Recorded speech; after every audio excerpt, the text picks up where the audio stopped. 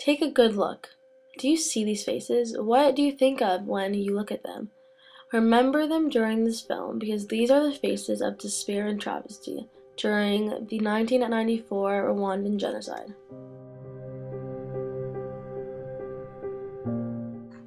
Do we become prisoners of the past and live like that? It happened. If we could undo it, that would be ideal, but life isn't like that. It's a change you have to make, otherwise you suffer twice. You suffer in the present and you continue to suffer forever. The process of healing is proceeding probably better than I expected at the time of the liberation, but it will take a long time. Paul Kagame, the current president of Rwanda. On this map, we see where the killings and hate crimes took place, and we are able to visualize truly how many innocent lives were taken.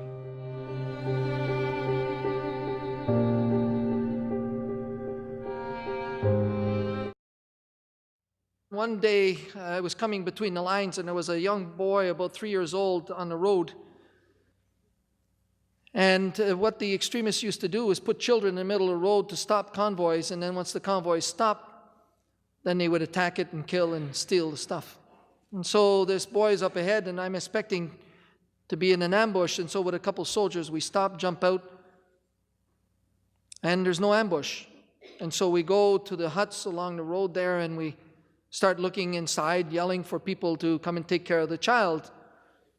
And in the huts, the bodies have been decaying for weeks and half-eaten by rats and dogs. And so we're going through these huts and all of a sudden realize that the child's no more with us.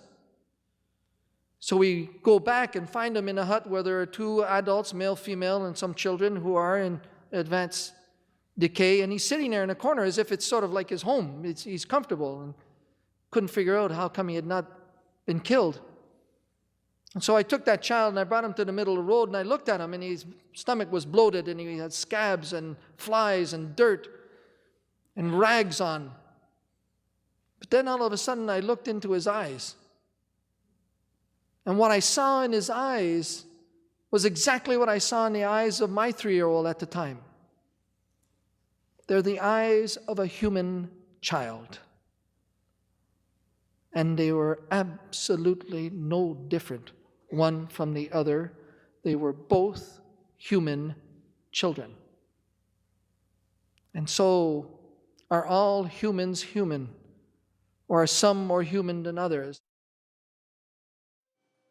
The reason why we believe that change is possible is not because we are idealists, but because we believe we have made it so other people can make it as well.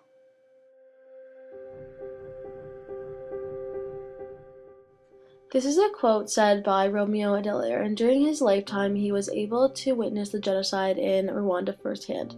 Although as an activist, Romeo wanted to do more, he truly was a hero during these times of despair. Here we see the traumatic aftermath of the famous Nyamata church massacre, causing the death of 20,000 civilians, all within 2 days. They did not spare any men, women, or children, and the deaths were brutal, using spears, machetes, and clubs. The massacre did not stop there. Here we see in Nairobi, where many were killed on the grounds of a Catholic church and school. Tutsi children and adults were slaughtered, and the brutality is clearly evident here.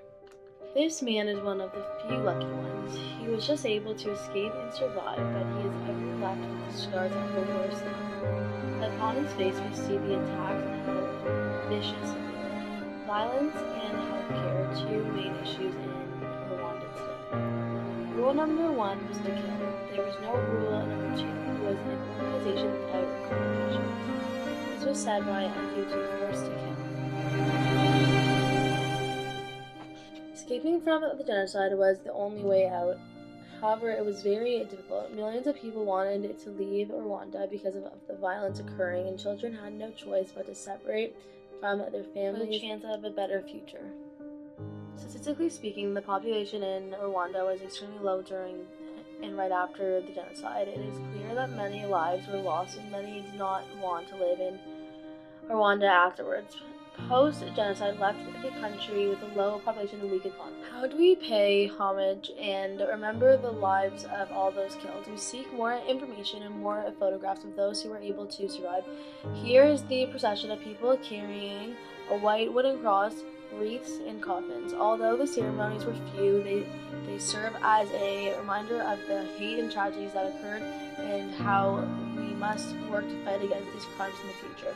Madalena Macari, who is this woman? And those two women beside her. These are some of the surviving victims of the genocide in Rwanda, and an inspiration to many that they were able to go on with their lives and move past the racial and gender and discrimination that plagued them for so long. The question remains, can these survivors truly be healed? In the words of this young man, Samuel Nikiwedo, I still receive intimidation letters and death threats. I know it is my neighbors who send them. It is clear that many are still affected by the racial differences and effects of the genocide and have hatred towards the victims. Across the country, in thousands of towns and villages, Rwandans are focusing on rebuilding the nation and regrowing in the area of the economy, social sphere, and growth. Each and every Rwandan is working towards a common goal and marching part of the court, which is called the Kakaka, and focusing on healing, forgiveness, and reconciliation. The local community and the government of Rwanda has been playing a large role in helping the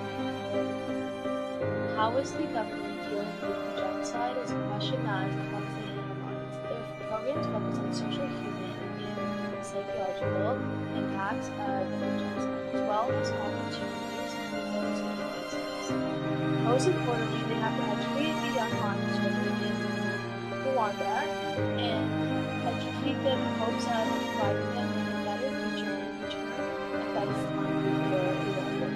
A lot of Rwandans look to the Christian faith for the genocide, and the majority of Rwandans went to church and were familiar with concepts like forgiveness and reconciliation.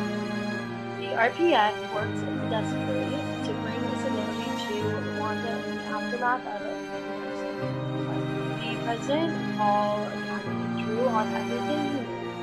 He was educated and had a clear idea of teaching the people of Rwanda values and the reasons for the genocide and how to recover from it. The new government of Rwanda struggled in the first few years after the genocide to find and set up an adequate legal system to provide the right balance of justice and retribution. The country developed a judicial system that would fairly investigate and punish events of the past. The overcrowded jails after the genocide led to the Rwandan government striving to find a judicial system that would be acceptable to the Rwandan people, and that's how they introduced the Gakaka, a judicial system they used to have people respected and understood the system already. The Gakaka brings trials into the local community, allowing local participation.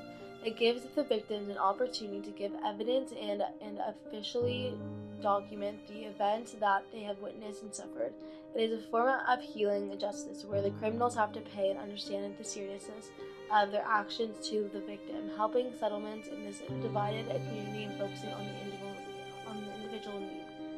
One of the first things Paul Kagame did to really help the people was to abolish the system of ethnic identity cards. International agencies also moved in to help alongside the Rwandan government. So, where is Rwanda now? In all my travels, I've never seen a country's population more determined to forgive and to build and succeed than in Rwanda. Rick Warren. Rwanda has one of the world's best performing economies and has quietly been rebuilding their economy and opening themselves up to foreign investments and manpower.